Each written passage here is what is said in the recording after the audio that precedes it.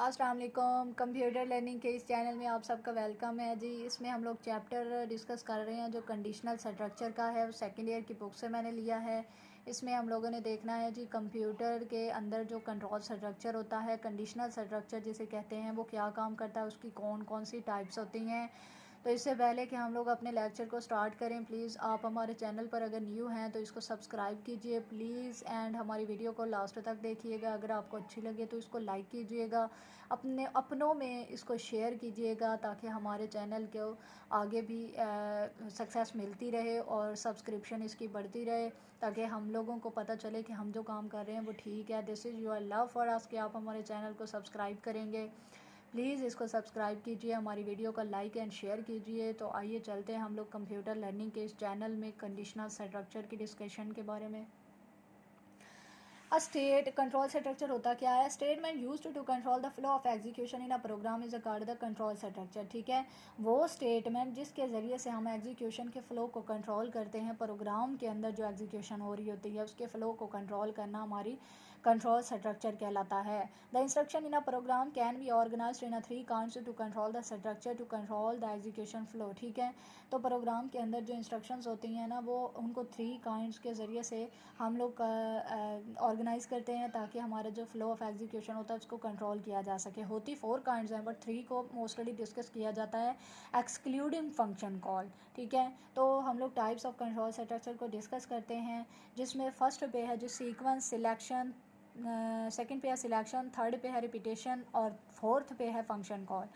अब sequence selection और repetition काम क्या करते हैं जिसके ज़रिए से हम लोग फ्लो ऑफ एग्जीक्यूशन को कंट्रोल कर सकते हैं, आइए हम लोग डिस्कस करते हैं। सबसे पहले है हमारा जो सीक्वेंस, ये कंट्रोल स्ट्रक्चर होता है। In sequential structure the statements are executed in a same order in which they are specified in a program. जाहिर सी बात है, सीक्वेंस नाम से जाहिर हो रहा है, तो ये सीक्वेंशियल स्ट्रक्चर एक ऐसा स्ट्रक्चर होता है जिसके अंदर जिस तरह से हम लोगों ने स्टेटमेंट्स जो होती हैं वो एग्जीक्यूशन के लिए दी होती हैं ना, वो उसी ऑर्डर से स्टेटमेंट्स जो होती हैं उनको एग्जीक्यूट करता है। एक स्पेसिफाइड ऑर्डर होता है, जैसे मिसाल के तौर पर हम लोगों ने स्टेटमेंट 1 पहले दी है तो वो 1 को ही एग्जीक्यूट पहले करेगा, बाद में 2 दिया तो 2 को सेकेंड नंबर पर एग्जीक्यूट करेगा।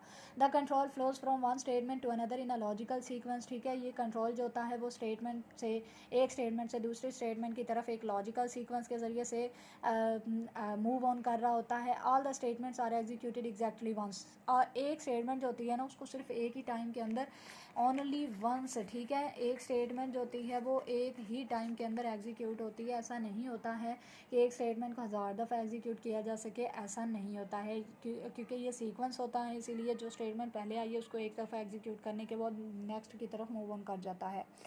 उसके बाद आता है जी एग्जांपल है इसकी, स्टेटमेंट 1 है, स्टेटमेंट 2 है, स्टेटमेंट 3 है। ये एक सीक्वेंस के साथ आप लोग देख सकते हैं कि चलता जा रहा है, पहले स्टेटमेंट 1 को एग्जीक्यूट करवाएगा, फिर 2 को, फिर 3 को।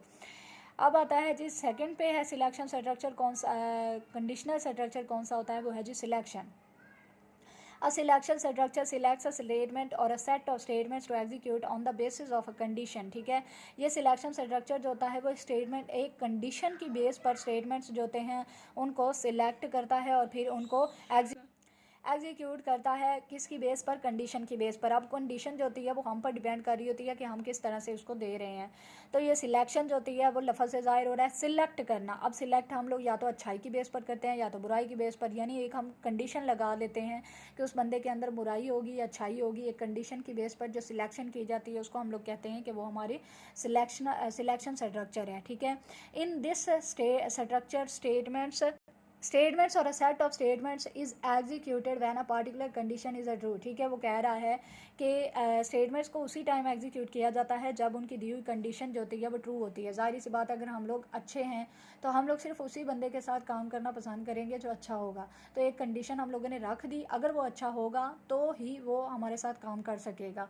तो इसी तरह से अगर वो कंडीशन ट्रू होगी तभी हमारी जो स्टेटमेंट्स हैं वो एग्जीक्यूट हो सकेंगी। अदरवाइज़ अगर हमारी कंडीशन फॉल्स हो जाती है दैन हमारी जो स्टेटमेंट्स होती हैं वो इग्नोर कर दी जाती हैं, हमको एग्जीक्यूट नहीं किया जाता है। मिसाल है इसकी जी, मिसाल के तौर पर आप लोग देखें जी, हमारी अगर कंडीशन जो है वो कंडीशन को चेक किया जाता है, ट्रू या फॉल्स होती है, स्टेटमेंट 1 होती है। ठीक है, अगर तो हमारी कंडीशन ट्रू होगी तो वो स्टेटमेंट 1 को, सपोज कर लें कि अगर कंडीशन ट्रू है तो वो स्टेटमेंट 1 को एग्जीक्यूट करवाएगी, अगर हमारी कंडीशन फॉल्स है स्टेटमेंट 2 को एग्जीक्यूट करवाएगी, अदरवाइज़ अगर अदरवाइज़ जो होती है वो वहाँ से एग्ज़िट हो जाएगी, ठीक है, एग्ज़िट हो जाती है। उसके बाद आता है जिस थर्ड स्टेप पे है, थर्ड जो सिक्वेंशियल कंडीशनल स्ट्रक्चर है वो repetition structure executes a statement और सेट ऑफ स्टेटमेंट रिपीटली। इसका मतलब है कि सेट ऑफ स्टेटमेंट्स को जो होते हैं वो रिपीट करते हुए एग्जीक्यूट बार बार करती रहती है, तो इसको हम लोग कह सकते हैं कि वो हमारा रिपीटेशन स्ट्रक्चर होता है जो बार बार करता है रिपीट करते हुए। It is also known as iteration structure और लूप, इसको लूप भी कहा जाता है। लूप को यूज़ इसलिए किया जाता है ताकि हम लोग एक स्टेटमेंट को एक से ज़्यादा टाइम पर एग्जीक्यूट करवा सकें। These are different types of the repetition structure in there are different types of, ठीक है, बहुत सारी टाइप्स होती हैं जो C++ लैंग्वेज के अंदर रिपीटेशन स्ट्रक्चर की यूज़ होती हैं।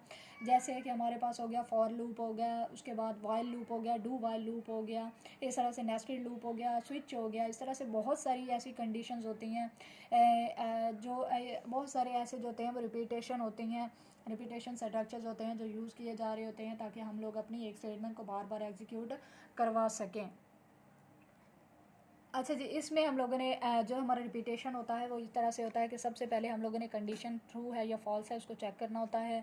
अगर तो हमारी कंडीशन ट्रू है तो वो बॉडी के अंदर जाकर स्टेटमेंट को एग्जीक्यूट करवा देता है। अगर हमारी कंडीशन जो होती है वो फॉल्स हो जाती है दैन वो वहीं से एग्जिट कर देती है। अगर हमारी कंडीशन ट्रू है तो वो एक दफ़ा स्टेटमेंट को एग्जीक्यूट करवाने के बाद दोबारा से वापस जाता है, कंडीशन दोबारा से चेक होती है, फिर से अगर ट्रू आ जाती है दैन हमारी स्टेटमेंट दोबारा से एग्जीक्यूट होती है। ये उस वक्त तक काम चलता रहता है।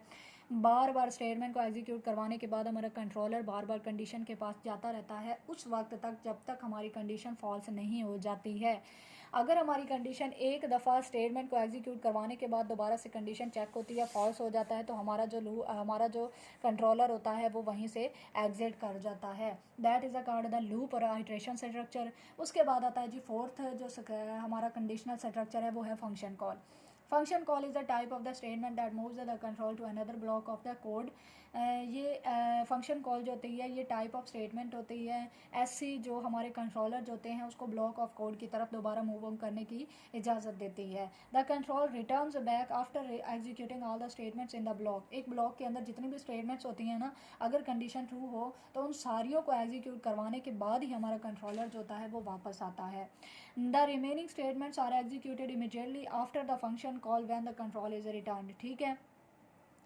फंक्शन की कॉल होने के बाद उससे पहले तक जितनी भी स्टेटमेंट्स होती हैं ना उनको एग्जीक्यूट कर लिया जाता है। इससे पहले कि हमारा कंट्रोलर जो होता है वो रिटर्न बैक हो जाए, तो फंक्शन कॉल जितनी भी होती हैं फंक्शन कॉल हो जाए जो हमारा कंट्रोलर आया हुआ था स्टेटमेंट्स को एग्जीक्यूट करने से पहले, इससे पहले कि उसको दोबारा से कॉल किया जाए उसको वो पहले ही स्टेटमेंट्स जो होती हैं उनको एग्जीक्यूट कर लेता है। मिसाल के तौर पर आप लोग देख सकते हैं कि हमारी स्टेटमेंट 1 है, उसके बाद ये है फंक्शन कॉल हो गया, स्टेटमेंट हो गया। अब इधर से जो फंक्शन स्टेटमेंट्स होती हैं ना उनको एग्जीक्यूट करवाने के बाद हमारा जो होता है अगर ये स्टेटमेंट्स हैं, ठीक है, इस स्टेटमेंट को एग्जीक्यूट करवा दिया है लेकिन उधर से फंक्शन कॉल हो गई है तो वो एक दफ़ा वहाँ पर जाएगा, ठीक है, जो उसका वहाँ पर काम होगा वो करने के बाद दोबारा से आएगा, उसके बाद जो अगली रिमेनिंग स्टेटमेंट्स होंगी ना उनको एग्जीक्यूट करवाएगा। ये फंक्शन कॉल का काम होता है जो एक स्टेटमेंट को जो स्टेटमेंट्स को एग्जीक्यूट करवा सकता है करवाता है, लेकिन जैसे ही उसको फंक्शन कॉल होती है जहाँ से उसको कॉल आती है वहाँ पर चला जाता है, उसका काम करने के बाद वापस आता है, रिमेनिंग जो स्टेटमेंट्स होती हैं